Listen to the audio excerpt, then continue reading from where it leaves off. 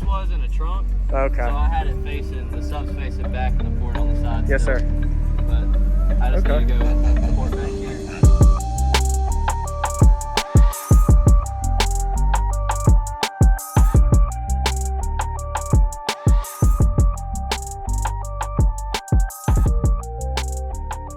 What's going on, man? Oh, not much.